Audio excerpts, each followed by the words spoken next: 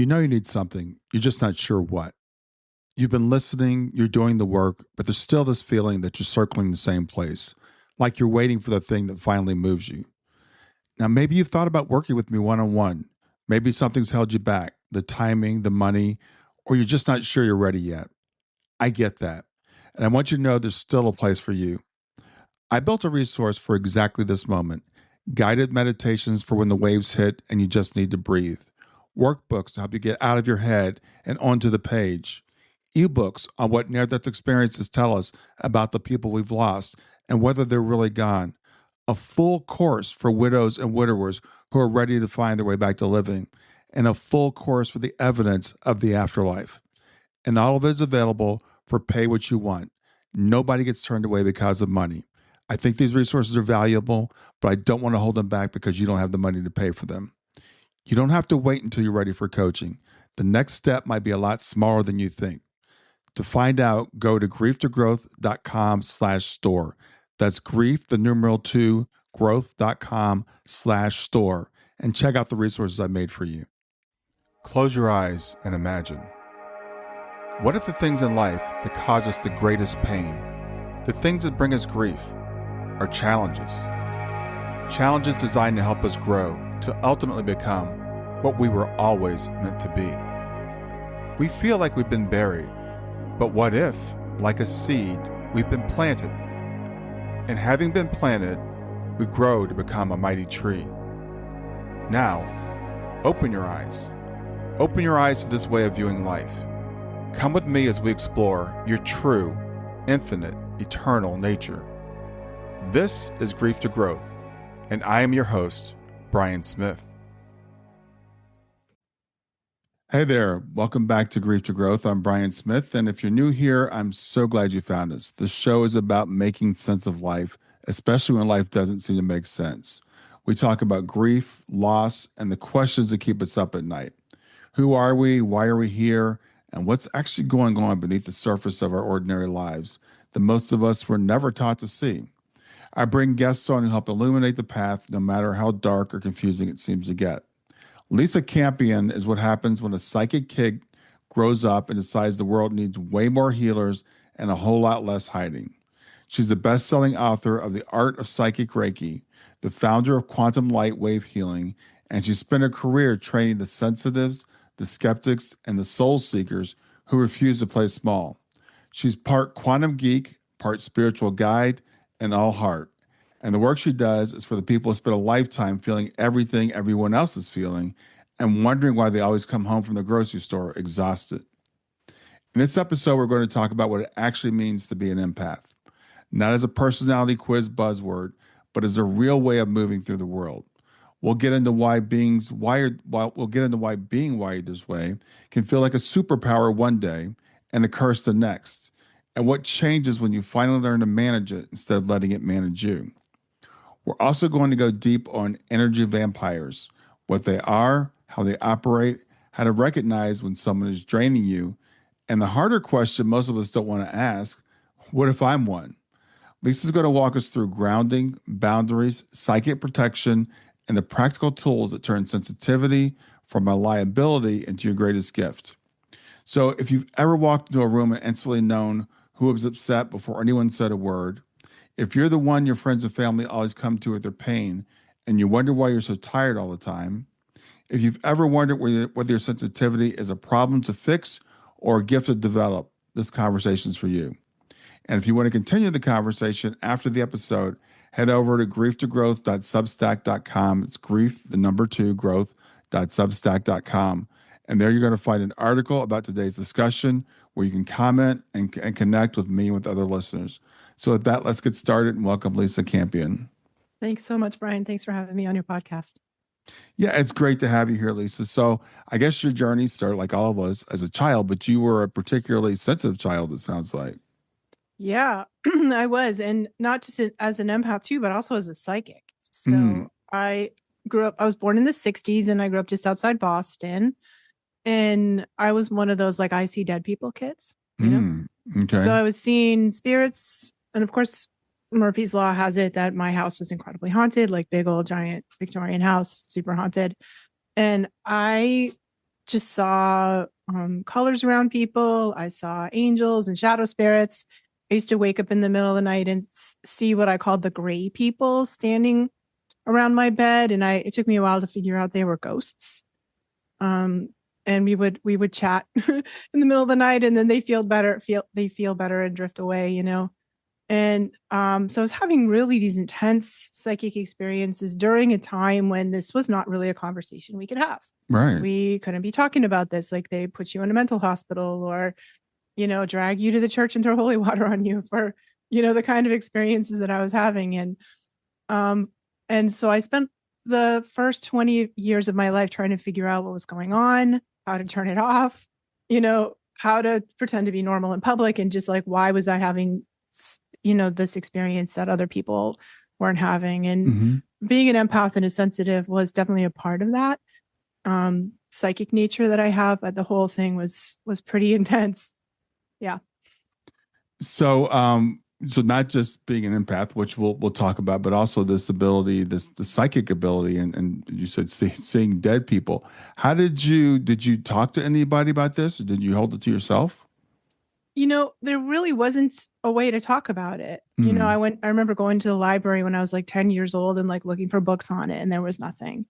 My parents, who were hippies and they were pretty spiritually open, but they didn't know. It wasn't really part of the common conversation. It wasn't part of the mainstream conversation. So when I was a kid, I was told I just had a good imagination.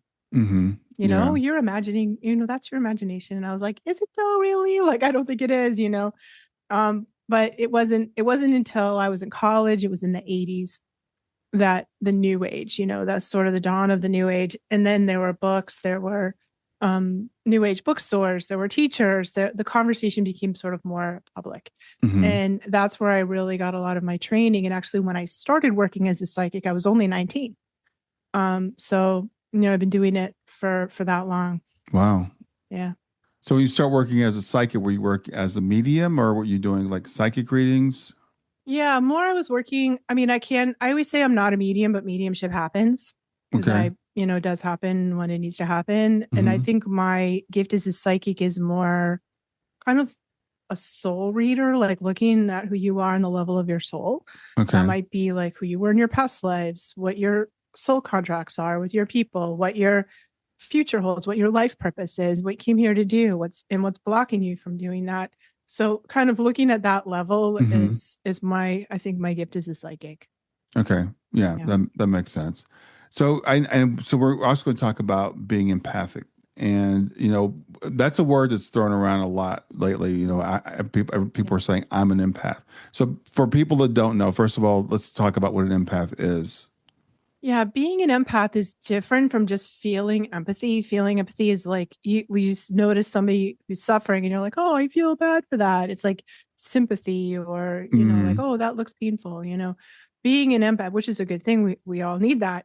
But Mm-hmm. being an empath is slightly different. That's when we literally absorb the energy, thoughts, feelings, experience of the people around us. So it might be that the person you're sitting next to on the bus is having a really bad day. And if you sit in close proximity, you suddenly feel their headache, their depression, hear their thoughts even. So we absorb and experience those things as if it's happening to us. So you're like, I don't know why I feel so depressed all of a sudden. I don't know why I have a headache. Like, so we're absorbing and carrying the experiences, energy, thoughts, feelings of other people. That's Mm-hmm. really different from just noticing it, right? Yeah. Yeah. Yeah. So so as an empath and as a psychic person, I think you said you start working as a psychic at like the age of 19. So that when you decided that you need to try to help people heal, because the world there's a lot of stuff going on. There's a lot of stuff going on. Yeah, absolutely. And when I was 19, I was still in university, and you don't know anything when you're 19, right? So I started working, and I quickly learned I didn't have enough skills to actually help people. So when I Hmm. finished with university, I went back to school and became a therapist. Oh, okay. And for a long time, I combined psychic work with therapy. Um, and um, and then that found that was really a really good combination to help people. Hmm. Then in 1999, I learned Reiki and sort of added energy work to the mix. And I had a big private practice for many, many years, 25 years. I was seeing clients. And then recently I feel like more called to write and teach, because I love helping the people that are undergoing a spiritual awakening, a sudden psychic opening. Maybe you're realizing that you're an empath. Help. I like to help them do it more easily and gracefully than I did it. Because I just did it School of Hard Knocks, totally like difficult, like making every mistake in the book, figuring it all out the hard way. And so it's really beautiful for me to try and help all the people that are awakening now to their gifts, to this larger world, do it more gracefully than I did it. So I really feel like my mission in life is to, help psychics, emergent psychics, healers, and empaths really fully step in and own their gifts. Because I really think the world needs all the healers it can get. And my mission in life is to really create an army of healers to go out there and save the world. I think that is awesome. I tell you, I'm fascinated that my daughter is a mental health therapist. And I've interviewed a couple, only one or two. I can think of one in particular who is a mental health therapist who actually admits that they have psychic ability and uses it in their work. It's kind of frowned on in the mental health field, isn't it? For sure. Yeah. I mean, I went through like a more holistic program that wasn't like a licensed program, because I knew they would just yank my license for me in a minute, because I touch all my clients. I have them on a Reiki table, and, it's not standard mental health care. And there is like a sad sort of dilemma there, I think, because a lot of times people's mental health problems are worsened if you're sensitive and you're an empath and you don't know it, or if you're a psychic and you don't know it. I always say there's only a few letters difference between psychic and psychotic. Yeah. And I think getting training for those things can often really help people with mental health issues. I feel like a lot of the medical industry only treats part of the person, whether it's medical doctors or even mental health counselors who don't, transpersonalize, what they're calling people now, that are treating the whole person, including the spirit or the soul, or whatever you want to call that. And I think that's the opportunity that we're missing. We've got people who are trying to do mental health work that aren't qualified, frankly, and we've got people that are mental health people, but they don't treat like the soul. They don't treat the whole person. And I have so many people coming to me, and I'm just a grief coach, but they come to me and say, I've been seeing a therapist for like a while, and they're not doing anything for me. They're not helping me at all. Yeah, it's tricky. I mean, I think, like, first of all, it's really good to finding a good therapist, one that you really resonate with. I mean, there comes a point where we're just sort of recycling our trauma, and that's not really that helpful. Right. We're just kind of spinning our wheels and talking about the same things over and over again. And that's where going into like energy work or body work or psychic work or soul level work can add into a different dimension.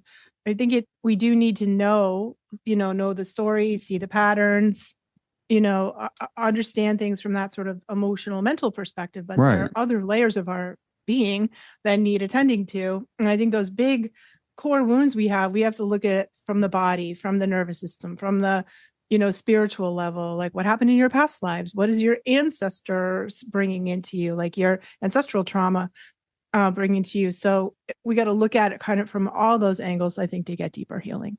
Yeah, I agree. And it's just, it's really great to see people that are doing this, that are doing kind of, like I said, kind of the crossover, because I think that's where the real opportunity is being missed. Where, like I said, you go to a mental health therapist and they're like, they won't touch you. Like my daughter, she's like, I can't hug my patients, right? I can't touch them. That's right. Yeah. If she wants to keep her license, that's for sure she can't, and that's why I never sort of went that route. I went into a very alternative, holistic program, because I knew I would never be a licensed mental health therapist. That's a little too far in the box for me. Yeah. So let's talk about the empath and some of the struggles that people who are empaths that they have. Stay with us. We'll be right back. Did you know that a new survey reveals that 23% of Americans have had a near-death experience, or NDE, and 35% know someone who has? This phenomena is more common than we thought. This August, 1,000 people are expected to gather for the International Association for Near-Death Studies annual conference in Bellevue, Washington, August 26th through 30th. The conference features well-known authors like neurosurgeon Eben Alexander, who experienced an NDE while in a coma and was transformed by what he experienced.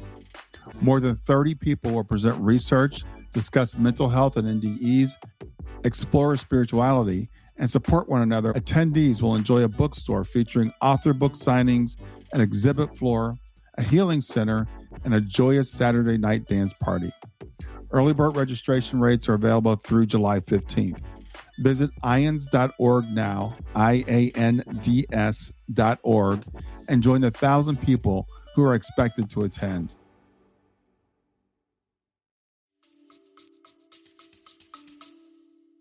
Yeah, it's really, really painful for so many people until you understand what you are, until you understand what it is, because we might feel really overwhelmed in crowds. We all empaths, I think, struggle with, not all, but certainly many, with depression, anxiety, addiction, things that we do to sort of shut down our oversensitivity, right? Our, feeling so much. And it's very hard to be an empath in the world right now because the collective consciousness of humanity is so miserable and freaked out and anxious and scared. I mean, it's pretty crazy out there, right? So I think we, it can get to the point where like you don't leave your house, you're on the couch with your cat watching Netflix, and that's like all you can do, So and that can, that causes a lot of problems. People get very physically ill sometimes until we learn how to manage our energy. So there's sort of basic fundamental energy clearing. We need to clear ourselves.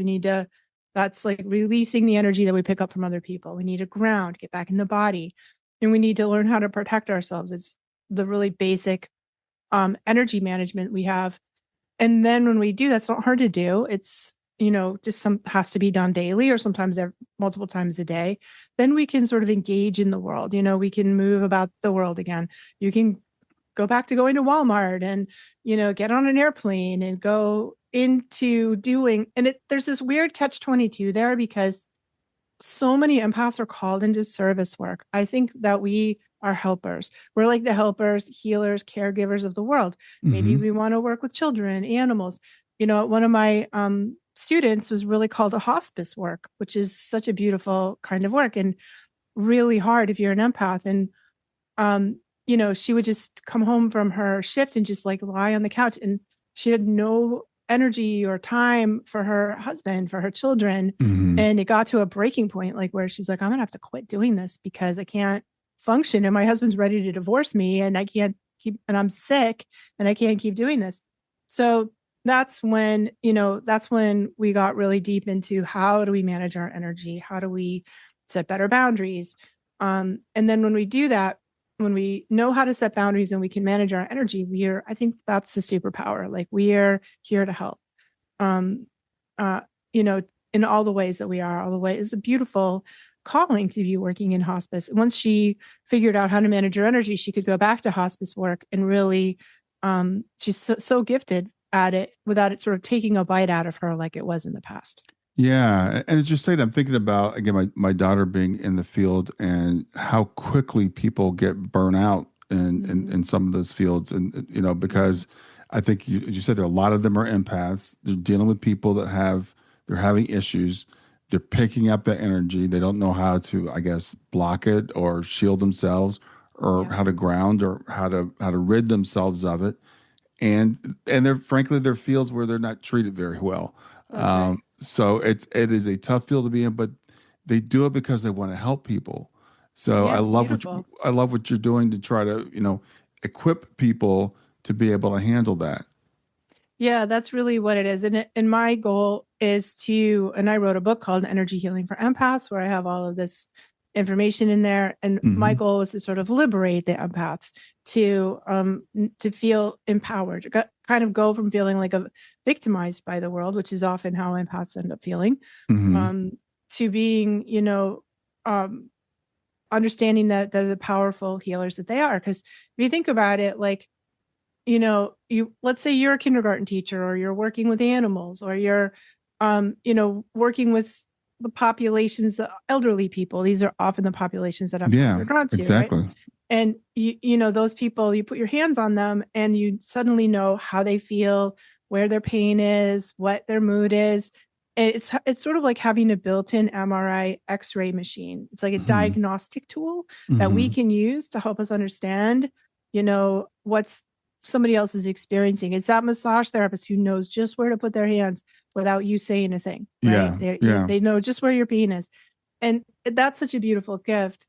But it sort of puts us in the line of fire. We're in difficult um, situations for us in a hospital, in a school, or wherever we are. And I really love to help liberate those people and help them really step into their power. yeah. That's such a good point because, one of the things that I read kind of in the introduction is a lot of times when people are sensitive, we don't know whether it's a superpower or something we need to get rid of, Yeah, because the world will tell you there's something wrong with you. absolutely. Yeah. They'll tell you you're too sensitive. Every empathic child on the planet's heard, like, stop crying or I'll give you something to cry about, or like, you're too sensitive. We've all heard that. Hmm. And it's really not that we're too sensitive. It's just that we don't have the tools to manage our sensitivity. And then when we do, and it is quite torturous, Hmm. until we have those tools. And then we can see sort of the other side where it is a beautiful gift. Yeah, that's interesting because I was a kid. I remember here when I was a kid.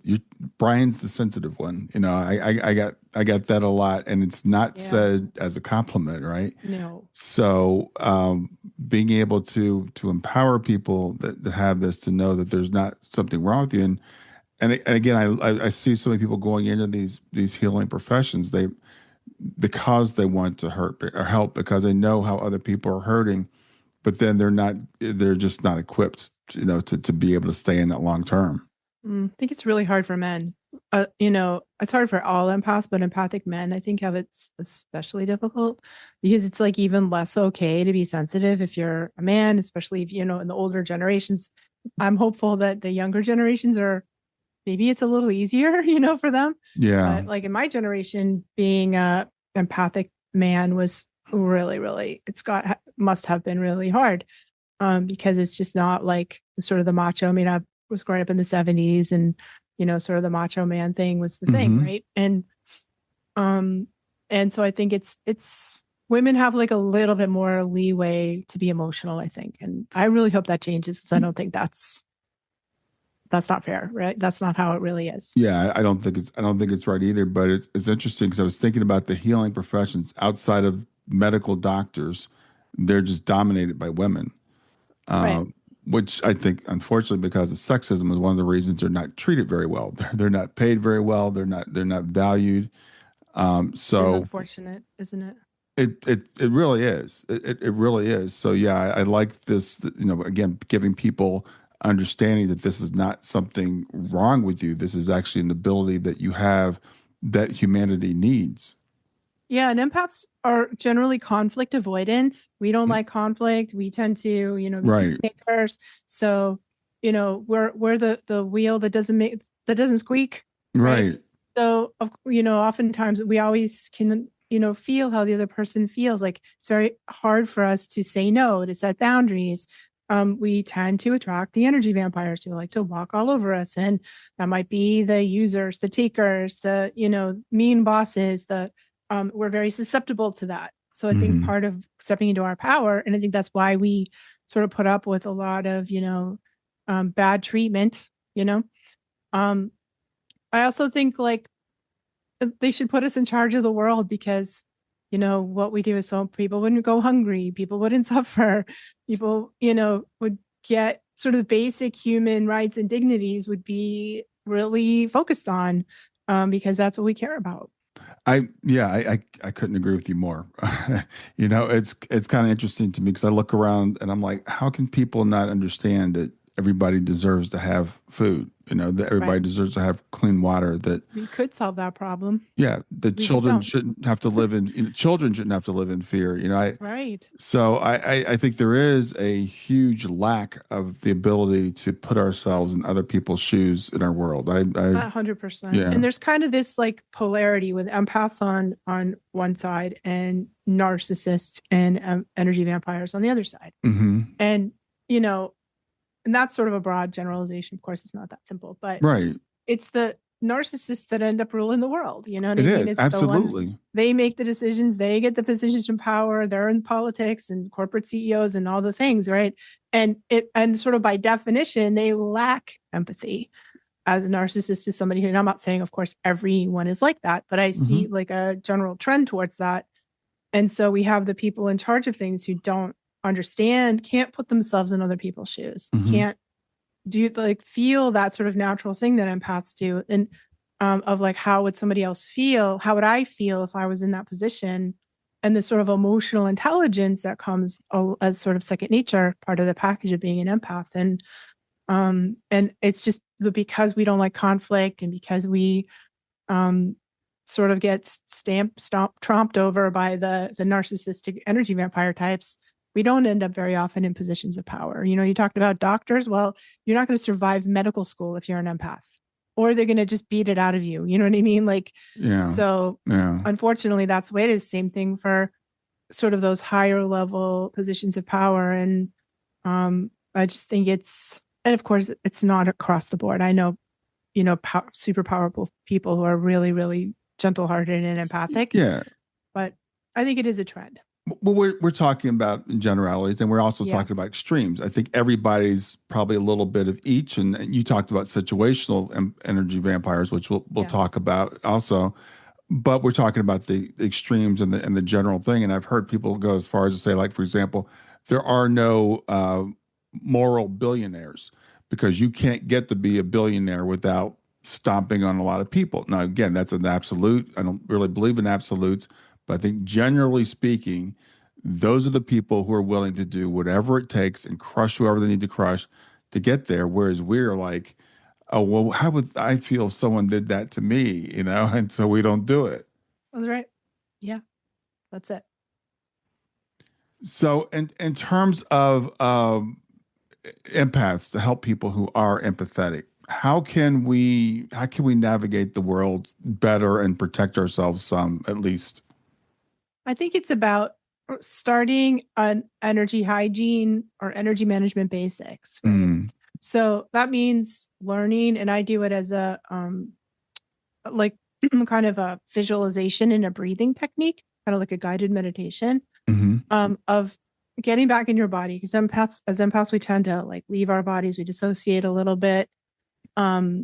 We just like get under stress and we kind of like leave, pop out of our bodies. So you have to be in your body. And that's part of being grounded. When when people say they're not grounded, they're not in their body and they're not connected to the earth. So we need a grounding practice. We need to learn how to stay. And I learned that as a youngster because I was a martial artist. I was fascinated with martial arts. I think I really just wanted to be a Jedi Knight. And so I studied martial arts, and it taught me how to be very embodied. So we need that. And we need then a method to clear the energy that we pick up from other people. I imagine standing under a waterfall of light, and that waterfall, like standing in a shower, and with some breathing, sort of deep breathing in the top of your head, breathing down your spine, releasing it out the bottoms of your feet to sort of wash away the energy we pick up from other people. And then we need to be protected, and with a little shielding. So you might get in your bubble of light. You might, be inside a boundary, an energetic boundary that protects you from the world. So that's what I do, like before I go into Costco or Walmart or one of those big box stores, which are really, really hard for most empaths. I sit in the car and I ground myself. I clear my energy and I put my bubble up. And then I go in, and I have to do it about halfway through Costco. Otherwise, I get halfway through Costco and I can't remember my name or where I parked my car, and I'm crying. I'm like going to cry, and so energetically overwhelming. And then when I get in my car, I do it again, Yeah. That's how I am in between. That's what I do in between clients. That's what I do before I get on the airplane. And a good tip is like, go excuse yourself to the restroom, even wash your hands. You know, with this water, I wash away the energy that I pick up from other people. Breathe a few times, get in your body, reset your boundary. Like just imagine that you're inside that bubble, and then you can go out, out and about in the world. So these energy management practices are, if we do them over time, it's sort of like going to the gym. It like builds more strength and better boundaries, more strength in our energy field, and then better boundaries kind of give us a leg to stand on to do the harder work, which is actually learning how to say no. Saying no is very hard for empaths because we really care. We really feel the other person. We really are like, oh, well, I can do that, And we need both. So we need the energetic boundary and then the sort of more relational boundary of learning how to say no. Yeah, that's very helpful, and it's interesting. I just finished reading a book actually just this morning called The Mindful Body, and this person did a ton of research into mindfulness and the mind body connection stuff. And one of the things she found out is that if you're sitting with the person, then she did these experiments that person is mindful, the other person can actually pick up on it and they perform better on tasks. And there's no materialistic explanation for why this works. I think it's an energy thing. So when you're talking about these grounding and shielding and cleansing things, people might be going, well, there's no such thing as picking up energy from other people. There's no mechanism for that, but there absolutely is. Sure, there is. And, as empaths and psychics and sensitives, we have like, because I see the energy field. That's why I can see auras, right? And our auras have layers to them. And that very outside edge of your aura is a boundary layer, like the outside membrane of a cell or like your skin, it keeps everything on the inside and the world on the outside.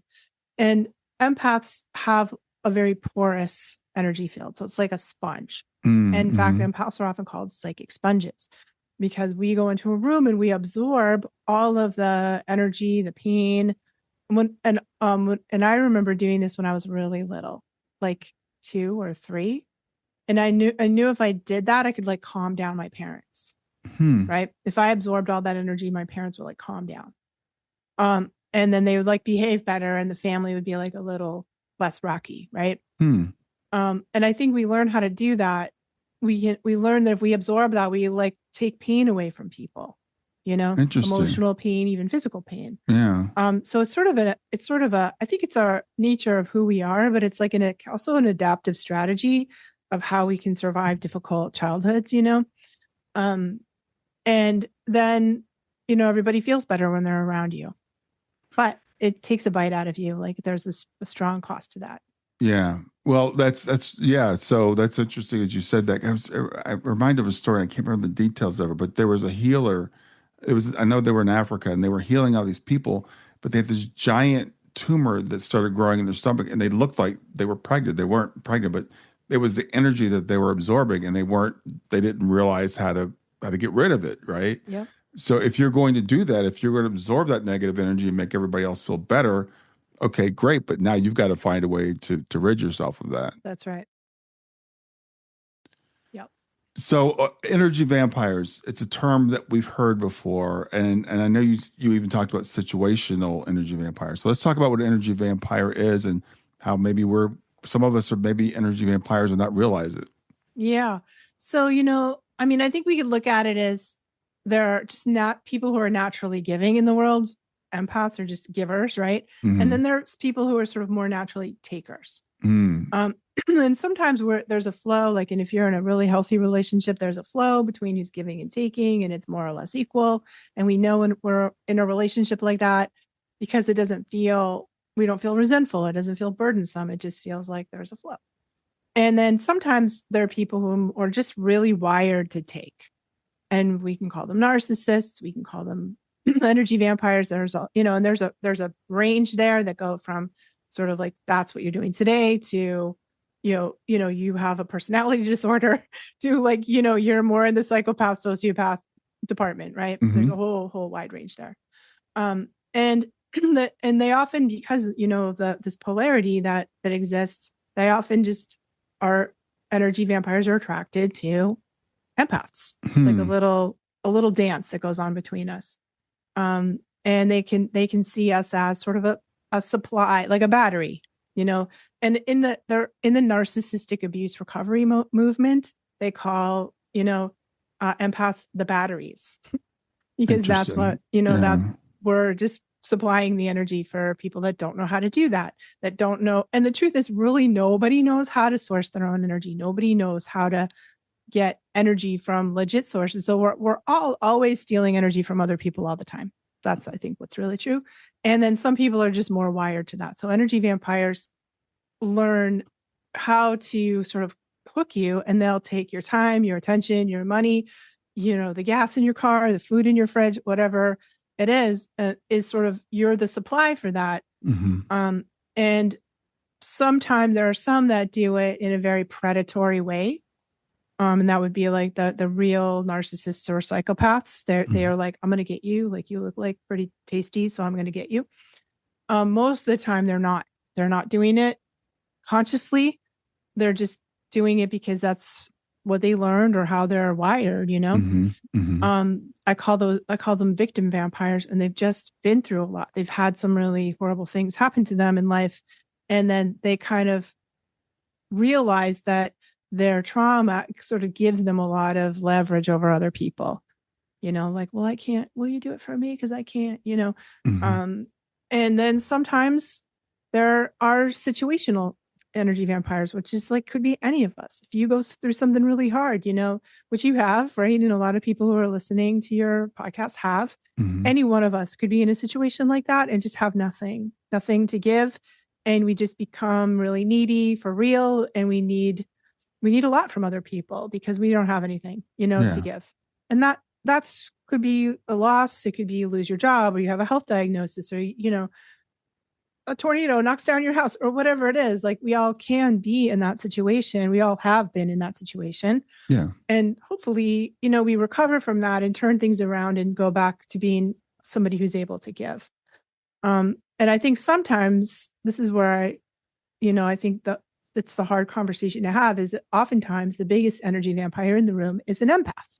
So the empaths who get really, really drained and haven't learned how to set boundaries and say no and protect their energy can be so empty and so tired and burned out. And, you know, like the therapist or the kindergarten teacher who's got nothing left and is so drained that they now then become somebody who's an energy vampire and takes from other people. So I think the bottom line to this is we all need to learn how to manage our energy, and it's on us to learn how to do that. Not, and there's freedom and liberation in that and power in that, where we're not expecting other people to take care of us or carry the load for us. Of course, sometimes that's nice when it happens, but we know how to do it ourselves. We know how to replenish our energy, how to take care of ourselves, how to do self-care, how to fill our own tanks so we don't become, and we know how to set boundaries so we don't leak energy, and we can restore our energy. That's how you not become an energy vampire. Yeah. Well, thank you. That's really fascinating to me. You know, an analogy I use all the time is that we are human beings are basically rechargeable batteries. Yeah. And that you know, once you have run out of your supply, you can't keep giving. And so a lot of my clients seem to be empaths, and we do tend to, I guess, have energy drained or give it away or whatever. And so we have to find a way to restore that energy. And that's exactly kind of what you're talking about. And so if you're around energy vampires that are draining your energy, that's going to make you run out even faster. That's right. So there's sort of two sides of it. Is we have to set tighter boundaries with the draining people in our life. Yeah. And it's not always easy because it's your boss or your spouse or your parent or your kid, you know, or whoever it is, but still it's on us to learn how to say no. And we can sort of a red flag if we feel resentful. Resentment is a red flag that we're overgiving in a situation. Yes. So if we feel like, I always ask people to write a resentment inventory, sit down and write every single situation, relationship that you feel you're feeling resentment for in your life. And that is a sign for you that you need to reset your boundary in that situation. Yeah. You're overgiving. You're giving more than you're getting back. And so I think resentment's a really important thing to pay attention to. And maybe it's that, that friend who calls you and they want to talk for an hour and they're always talking about the same trauma. They never take your advice. They don't really want to change. And you can feel your battery draining while you're on the phone. And then they're like, oh, I just so wanted to check in with you, but I got to go. Click. Yeah.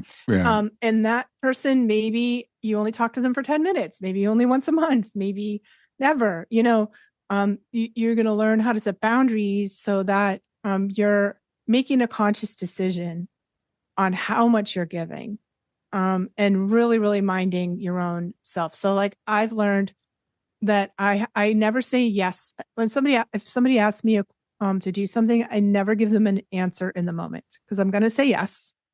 And then I'll be like, why did I say I would do that?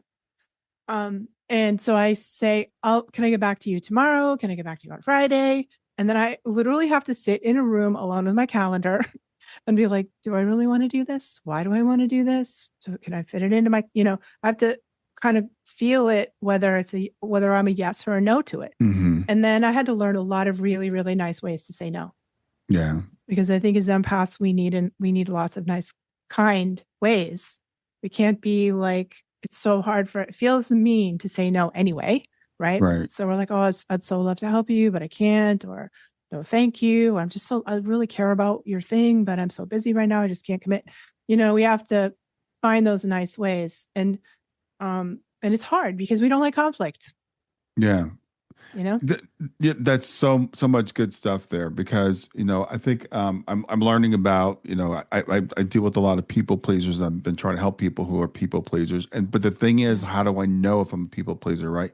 Because I think I'm just a generous person, and we're not telling people don't be generous, don't be gracious, don't help people. But your resentment test is, I think that's really the thing that people can help people understand. If you're saying yes to something and you really wanted to say no, or you're saying yes to something and then you're resentful about it, that's when you know that you're giving away your power, your energy. And I'm just learning this at my age now. I'm learning how to say no, and being able to, because I did find because people love to ask me to do stuff for free, like all the time. I would be booked 24/7. And I'm like, I have to say no sometimes. And it's still hard for me to do that. Stay with us. We'll be right back. Do near-death experiences and related phenomena fascinate you? Are you curious for more information about this spiritually impactful experience? Well, I have great news for you, because a spiritual Super Bowl is coming to Seattle, August 26th through 30th. The International Association for Near-Death Studies, or IANS, will host its annual conference at the Hyatt Regency in Bellevue. The event features an all-star lineup of keynotes like Proof of Heaven author Eben Alexander and Dying to Be Me author Anita Morjani. IANS will also offer continuing education for professionals, a healing center, exhibit floor, bookstore, and a fun-filled Saturday night party.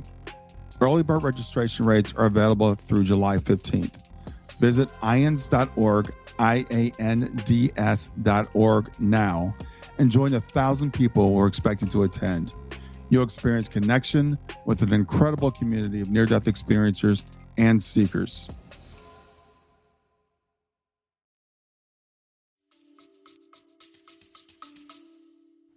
Yeah, I hear that too. And, I just think we have to sort of find a pat way to do that and be like, you could be like, well, I'm happy to book an appointment with you, and then give me your appointment, calendar for your coaching sessions. Right. Yeah. And you just sort of like close that door. Like, yeah. I just a real quick story. With my podcast, it's getting more popular. So people, the publicists have found out that, I'm available. So they keep, I keep getting, and I would say yes to everybody. And then I'd have people on. I'm like, why am I talking to this person? I really did not want to have them on. And then my calendar now, it's full. It says May. It's full like till December. So I'm starting to have to tell people I'm not booking any appointments right now. And that was really hard for me to do. But I realized I need to do that for my own mental health, or I'll be booking 2 years out. Yeah. And then when somebody I want to have on, I can't have them. Yeah, that's such a great realization. And first of all, congratulations for having an awesome podcast and for having me on your awesome podcast. And I think that's a really great example of that. And like leaning into your discernment.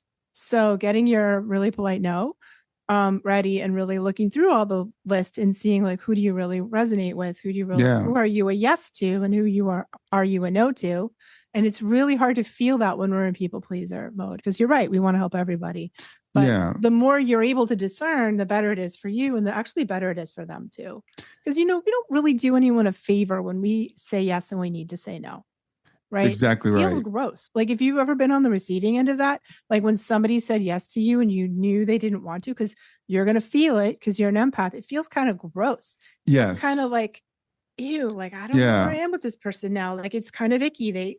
I feel like now they're mad at me or they're upset. And we're not doing anyone any favors by not being clear with our yes and no.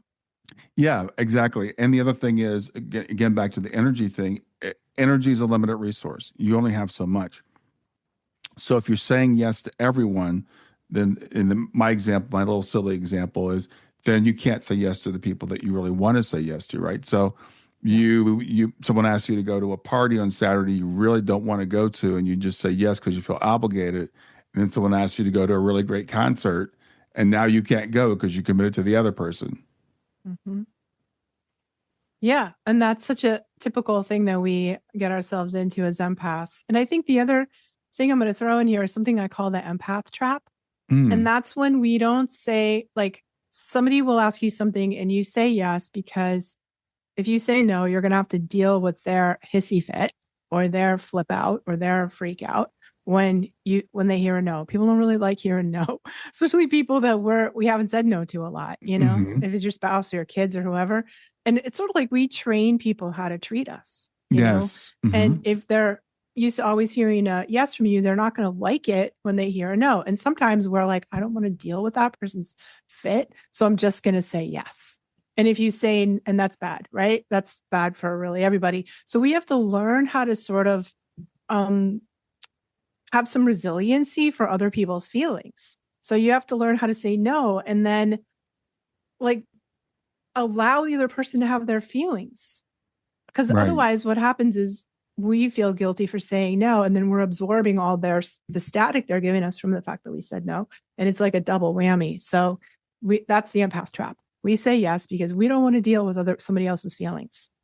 Their negative feelings or their harsh feelings when they hear no. So we have to learn sort of some tolerance, some resilience to let that person, like when your kids are 3 and they have a fit and you're like, they have a tantrum and they're like, you can go to your room, you can have all your feelings. We don't take it personal, right? We don't generally absorb it. We have to learn how to, you have your feelings over there, but you can't take your feelings out on me.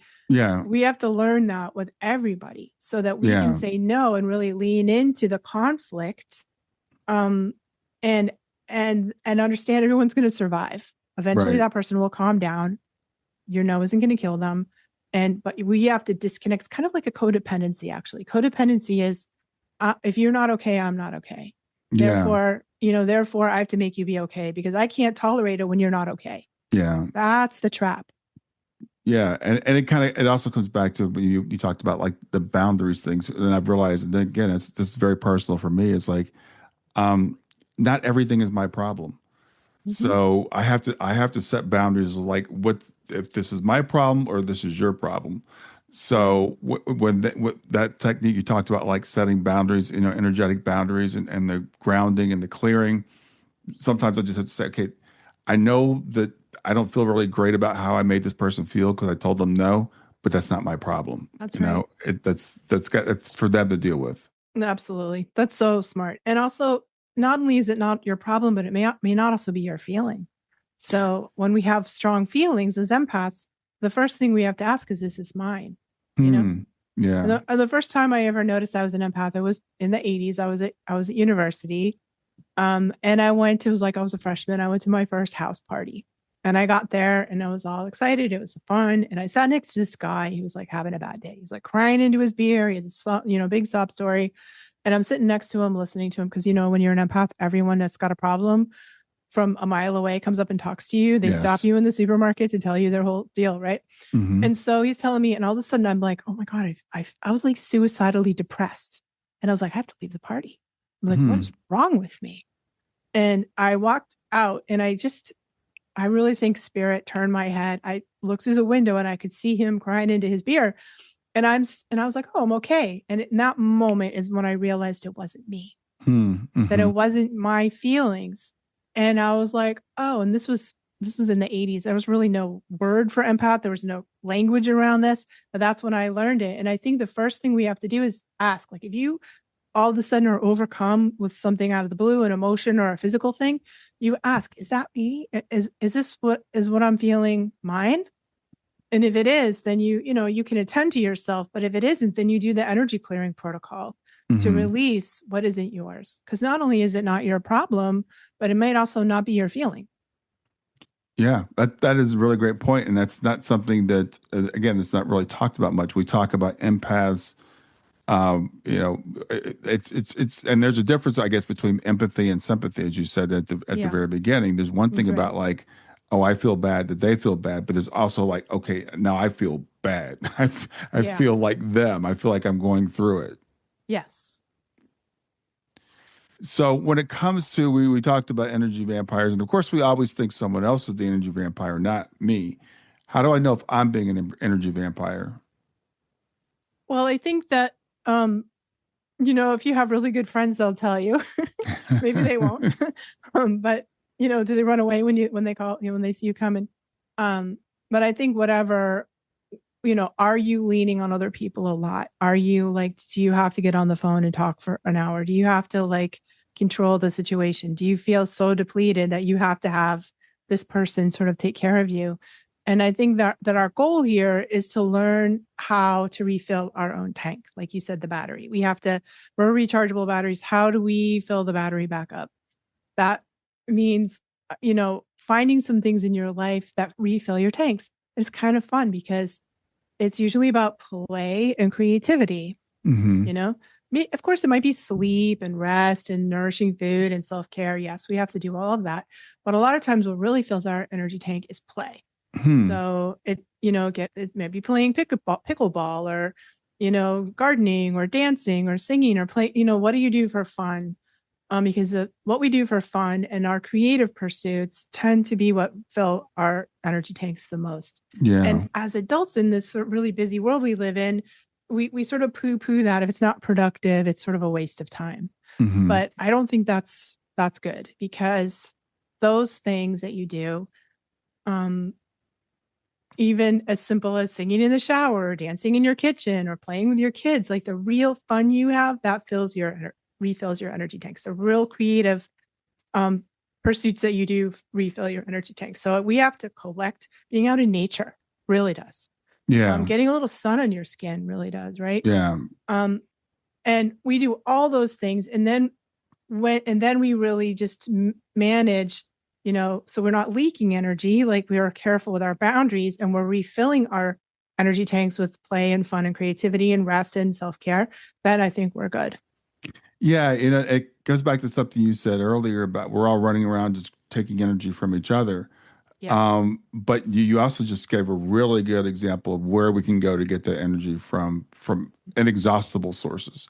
That's right. And as we're talking, and we're spiritual people, there's also, we can always just go to source. That's right. But that's the ultimate. It's kind of like the sun. The sun is the source of all the energy on the earth. Every bit of energy is here comes from the sun. It just goes through different forms. So instead of us going to grab energy from each other, we could go to source to get our energy. 100%. And that might be literally standing with your bare feet on the ground, because we also get it from the earth. That's why being in nature, we absorb energy from the earth by being in the water, going to the ocean, swimming in the lake. Yeah. Getting sun on your skin. And also meditation, spiritual practice. Yeah, exactly. Like our deep spiritual practices are also an incredible source. So we actually have a lot if you think about it. Yeah. And that's actually what I use the sun as the analogy. I really meant source as in our source, like God, Yeah, I got meditation. It. Both. Yeah, both. So, physically we have the sun that represents that, but we also have access to that infinite amount of energy that we can tap into instead of going to grab it from each other.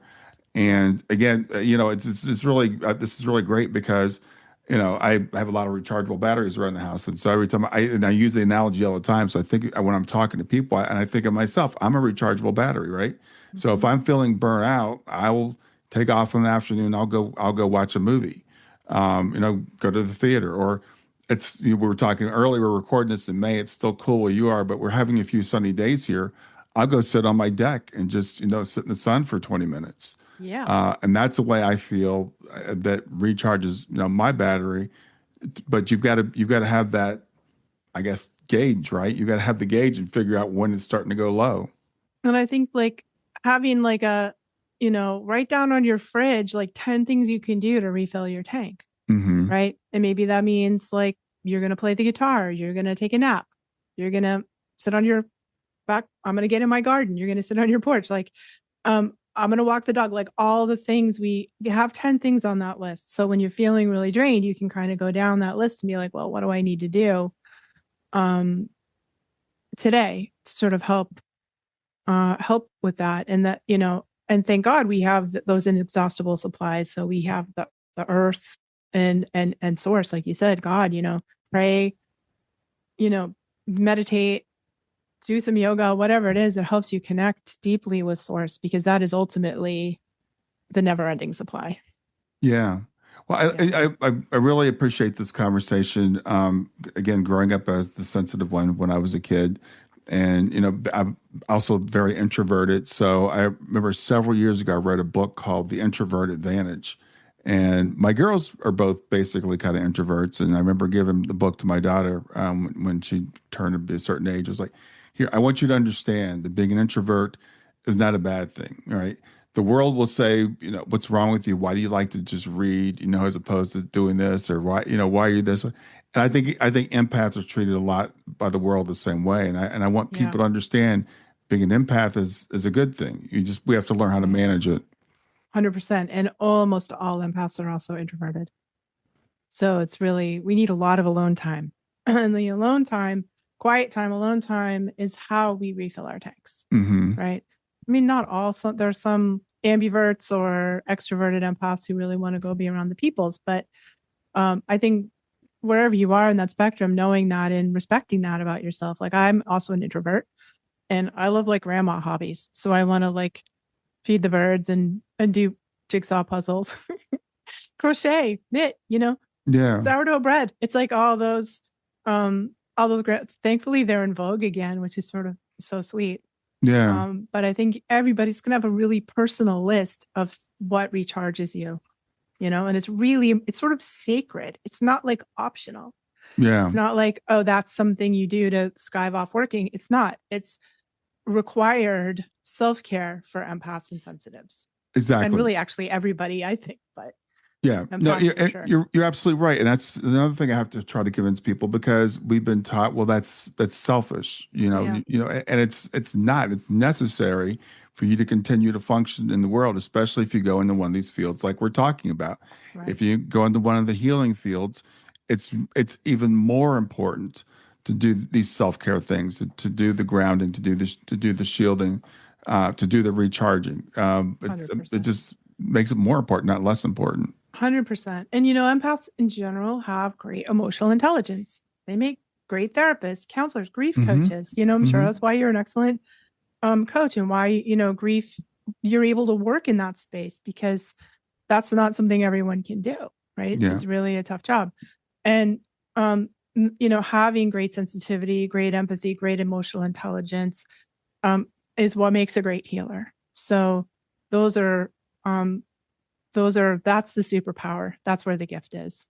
Yeah. So I think, for people that we talked earlier, how it's the narcissists and the energy vampires that seem to, quote, get ahead in terms of the way of the world. And again, even in the fields like my daughter's in mental health counseling and stuff, they don't make a lot of money, right? So you've got to really get your validation from internally and understand you're doing something very important. And a lot of times, the most important work that we do, teachers, is not the most valued work.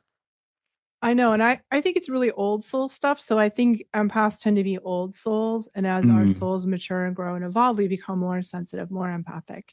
So my theory is that sort of newbie souls are that come in very narcissist pattern, that sort of psychopath, sociopath, new souls, and old souls. As we sort of mellow out and get more compassionate, we get more compassion as we've lived more and suffered, or because suffering is what really teaches compassion, right? Unfortunately.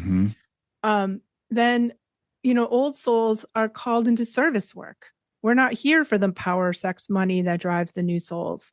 We're here to be of service to humanity. And so to me, it's a very high, beautiful calling, to sort of let go a little bit of the sort of the need and greed of the egoic self, right? The ego, and move more into the higher self, the soul self, which is all about compassion, empathy, care of other people, care of the people who can't take care of themselves, children, elders, plants, all kinds of people.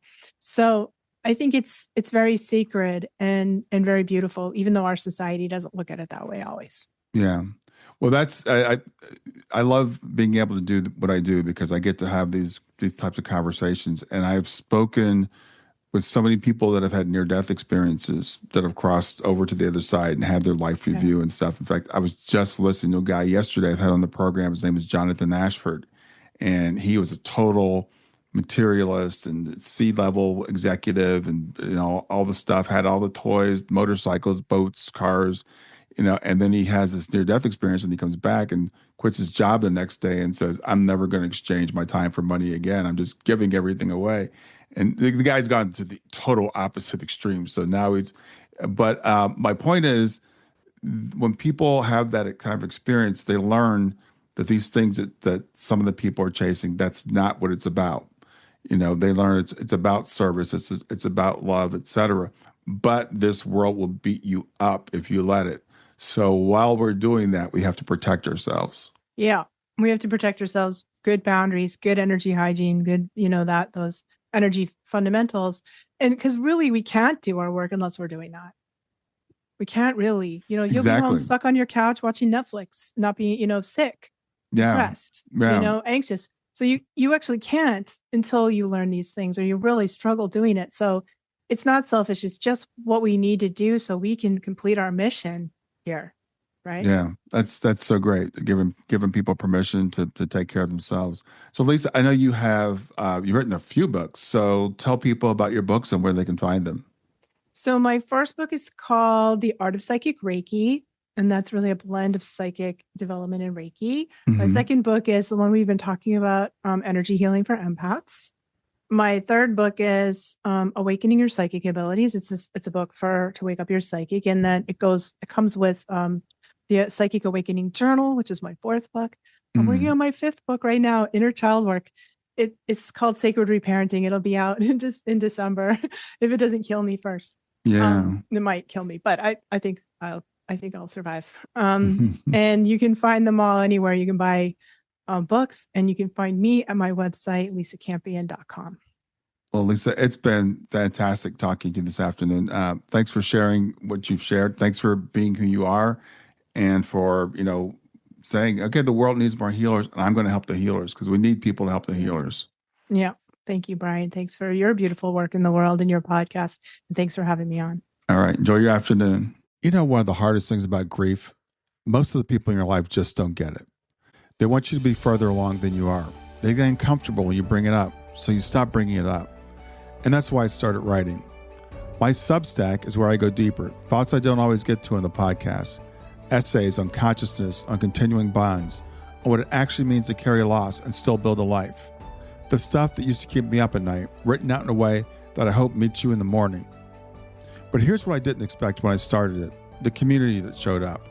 People who are doing exactly what you're doing, listening, learning, trying to find their footing. Readers who comment, who share their own stories, who remind each other that none of us are as alone in this as we feel. And that's what the Substack has become, a place to go deeper with me and to find your people. It's free to subscribe. Find me at grieftogrowth.com/Substack. That's grief, the numeral 2, growth.com/Substack. Or just go to Substack and search for Grief to Growth. I hope to see you there.